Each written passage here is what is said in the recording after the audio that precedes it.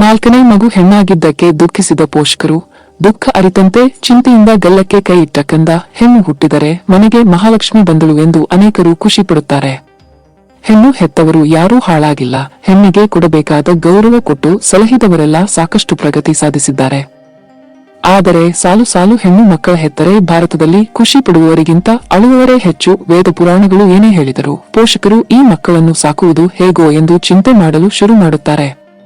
ಮತ್ತೊಂದೆಡೆ ಕುಲ ಉದ್ಧಾರಕನಾಗಿ ಬಹುತೇಕರು ಗಂಡು ಮಗುವನ್ನು ಬಯಸುವುದರಿಂದಾಗಿ ಒಂದರ ನಂತರ ಒಂದು ಹೆಣ್ಣು ಮಗು ಜನಿಸಿದರೆ ಖುಷಿ ಪಡುವುದಕ್ಕಿಂತಲೂ ರೋಧಿಸುವವರೇ ಹೆಚ್ಚು. ಅದೇ ರೀತಿ ಇಲ್ಲೊಂದು ಕಡೆ 4ನೇ ಮಗುವು ಹೆಣ್ಣಾಯ್ತು ಎಂದು ಪೋಷಕರು ರೋಧಿಸುತ್ತಿದ್ದರೆ ಆಗಷ್ಟೇ ಜನಿಸಿದ ಕಂದ ಇದ್ಯಾವುದರ ಅರಿವಿಲ್ಲದೆ ಚಿಂತೆಯಿಂದ ಗಲ್ಲಕ್ಕೆ ಕೈ ಇಟ್ಟು ಚಿಂತೆಯಿಂದ ನೋಡುತ್ತಿದೆ. ಈ ದೃಶ್ಯವೊಂದು ಸಾಮಾಜಿಕ ಜಾಲತಾಣದಲ್ಲಿ ಭಾರಿ ವೈರಲ್ ಆಗಿದೆ. ತಾಯಿ ಹಾಗೂ ಮಗುವಿನ ಕುಟುಂಬದವರು ತಮ್ಮ ಮನೆಯಲ್ಲಿ ಜನಿಸಿದ 4ನೇ ಮಗುವನ್ನು ಬಹಳ ದುಃಖದಿಂದ ಬರಮಾಡಿಕೊಳ್ತಿರುವ ವಿಡಿಯೋ ಇದಾಗಿದೆ. ವಿಡಿಯೋ ನೋಡಿದ ಅನೇಕರು ತನ್ನ ಆಗಮನವನ್ನು ನೋಡಿ ಪೋಷಕರು ಅಳುತ್ತಿರುವುದಕ್ಕೆ ಬೇಸರಪಡುತ್ತಿರುವ ಮಗುವನ್ನು ನೋಡಿ ದುಃಖಿತರಾಗಿದ್ದಾರೆ. ಮಗು ಜನಿಸಿದ್ದಕ್ಕೆ ಖುಷಿ ಪಡದ ತಾಯಿ. ಆದರೆ ಈ ವಿಡಿಯೋದಲ್ಲಿ ಆಗಷ್ಟೇ ಜನಿಸಿದ ಮಗುವಿನ ರಿಯಾಕ್ಷನ್ ನೋಡಿದ್ರೆ ಎಂತವರಿಗೂ ಕರುಳು ಕಿವಿಚಿದಂತಾಗುವುದು ಗ್ಯಾರಂಟಿ.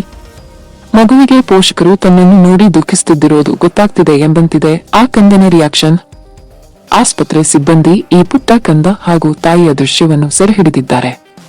ವಿಡಿಯೋದಲ್ಲಿ ಕಾಣುವಂತೆ ತಾಯಿಯ ಪಕ್ಕದಲ್ಲೇ ಮಗುವನ್ನು ಮಲಗಿಸಲಾಗಿದೆ. ಆದರೆ ತಾಯಿಗೆ ಮಗು ಜನಿಸಿದ ಖುಷಿ ಇಲ್ಲ. ಕಾರಣ ಆಕೆ ಹೆಣ್ಣು ಮಗು. ತಾಯಿ ಹಾಗೂ ಮಗುವಿನ ಬಂಧ ಜನ್ಮಾಂತರವನ್ನು ಮೀರಿದ್ದು.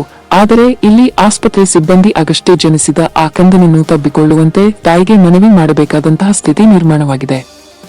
ತಾಯಿ ಮುಖವನ್ನು ಮತ್ತೊಂದೆಡೆ ತಿರುಗಿಸಿದ್ದರೆ ಇತ್ತ ಆಗಷ್ಟೇ ಜನಿಸಿದ ಕಂದ ತಾಯಿಯನ್ನೇ ಚಿಂತೆಯಿಂದ ದಿಟ್ಟಿಸಿ ನೋಡುತ್ತಿದೆ. ಇದನ್ನು ನೋಡಿ ನರ್ಸ್ ಮಗುವನ್ನು ತಬ್ಬಿಕೊಳ್ಳುವಂತೆ ತಾಯಿಗೆ ಹೇಳುತ್ತಾರೆ. ಆ ಮಗು ನನ್ನನ್ನು ಅಮ್ಮ ಸ್ವೀಕರಿಸುತ್ತಾರೋ ಇಲ್ಲವೋ ಎಂದು ಚಿಂತೆಗೀಡಾಗಿದೆ ಎಂದು ಹೇಳುತ್ತಿದ್ದಾರೆ. ಮಗು ನಿನ್ನನ್ನು ನಿನ್ನ ಅಮ್ಮ ಸ್ವೀಕರಿಸುತ್ತಾಳೆ ಎಂದು ಆಸ್ಪತ್ರೆಯ ನರ್ಸ್ ವಿಡಿಯೋದಲ್ಲಿ ಹೇಳುವುದನ್ನು ಕೇಳಬಹುದಾಗಿದೆ. ಮಗುವಿನ ಮುಖ ನೋಡಿ ದುಃಖಿತರಾದ ನೆಟ್ಟಿಗರು. ಈ ವಿಡಿಯೋದಲ್ಲಿ ಮಗುವಿನ ಮುಖ ಹಾಗೂ ಅದರ ಪ್ರತಿಕ್ರಿಯೆ ನೋಡಿದವರೆಲ್ಲರೂ ಮನೆಯವರ ಪ್ರತಿಕ್ರಿಯೆ ನೋಡಿ ಬೇಜಾರಾಗಿದ್ದಾರೆ. ಅನೇಕರು ತಾವು ಆ ಮಗುವನ್ನು ದತ್ತು ಪಡೆಯುವುದಾಗಿ ಹೇಳಿದ್ದಾರೆ. ಈ ಪುಟ್ಟ ಕಂದನ ನೋಟ ನನ್ನ ಎದೆ ಒಡೆಯುವಂತೆ ಮಾಡುತ್ತಿದೆ. ನಾನು ಒಂದು ಹೆಣ್ಣು ಮಗುವಿಗಾಗಿ ವರ್ಷಗಳ ಕಾಲ ಬೇಡಿದೆ, ಆದರೆ ಸಿಗಲಿಲ್ಲ. ಆದರೆ ಯಾರು ಹೆಣ್ಣು ಮಕ್ಕಳನ್ನು ಹೊಂದಿದ್ದಾರೋ ಅವರು ಅದಕ್ಕೆ ಕೊಡಬೇಕಾದ ಮಾನ್ಯತೆ ಕೊಡುತ್ತಿಲ್ಲ ಎಂದು ದುಃಖಿತಾಗಿ ಒಬ್ಬರು ಕಾಮೆಂಟ್ ಮಾಡಿದ್ದಾರೆ. ಇದೊಂದು ಬಹಳ ಬೇಸರದ ವಿಚಾರ ಎಂದು ಒಬ್ಬರು ಕಾಮೆಂಟ್ ಮಾಡಿದ್ದಾರೆ. ಇಲ್ಲಿ 4ನೇ ಮಗು ಹೆಣ್ಣಾಗಿದ್ದಕ್ಕೆ ಪೋಷಕರು ದುಃಖಿತರಾಗಿದ್ದಾರೆ.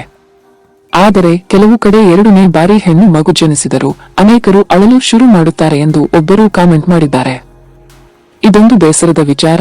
ಈ ಮಗುವಿಗೆ ಒಳ್ಳೆಯ ಭವಿಷ್ಯ ಸಿಗುವಂತಾಗಲಿ ಎಂದು ಮತ್ತೊಬ್ಬರು ಕಾಮೆಂಟ್ ಮಾಡಿದ್ದಾರೆ.